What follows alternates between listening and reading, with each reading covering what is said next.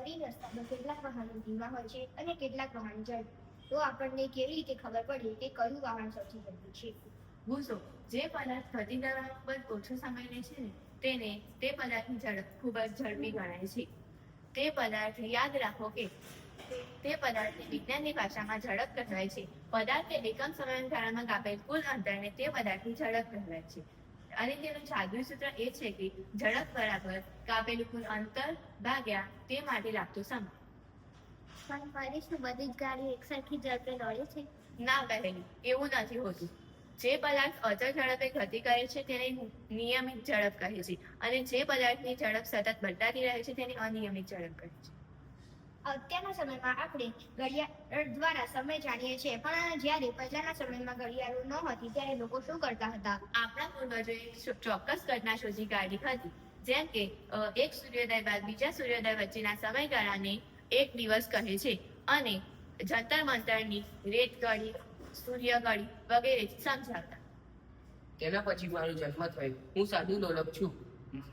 મારા નીચે લટકતા દાસુના ઘોડાને બહુ કહે છે. પણ તમે તો સતત એક જગ્યાએથી બીજી જગ્યાએ હાલતા રહો છો. હા, તે ગતિને આવર્ત ગતિ અથવા દોલન ગતિ કહે છે. તે મારા એક છેડા એકથી શરૂ કરીને પાછા તે એક છેડા સુધી આવે તેને એક દોલન પૂર્ણ થયું કહેવાય છે. મારે આ દોલન પૂર્ણ કરતા લાગતું સમયને આવર્તકાળ કહે છે. ખૂબ જ સરસ દાદા. તો યાદ રાખજો કે સમયનો મૂળભૂત એકમ સેકન્ડ છે અને ઝડપનો મૂળભૂત એકમ મીટર પ્રતિ સેકન્ડ છે. હું સ્કૂટરની કારના ડેશબોર્ડ ઉપર બેસેલો હોઉં છું. મારું નામ સ્પીડોમીટર છે. હું વાહનની ઝડપ કિલોમીટર પ્રમાણમાં શોધી લઉં છું. હું તેનો મોટો ભાઈ ઓડોમીટર છું. મારી અંદર આંકડા ગોળ ફરતા રહે છે અને મારું કામ કુલ અંતર માપવાનું છે. અરે વાહ, તમારા બંનેના દ્વારા તો આપણે ઝડપ અને અંતર સહેલાઈથી જાણી શકીએ છીએ.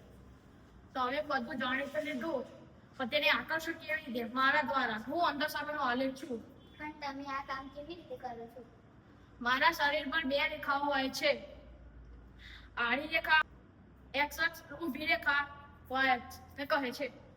આલેખભાઈનો મોટી જાદુઈ વાત એ છે કે જ્યારે પદાર્થ અચળ ઝડપે ગતિ કરે છે ત્યારે તેમના શરીર પર એક સીધી રેખા જોવા મળે છે. તેને સુરેખા કહે છે. અરે વાહ, આ બધું જાણવું તો ખૂબ જ સહેલું છે.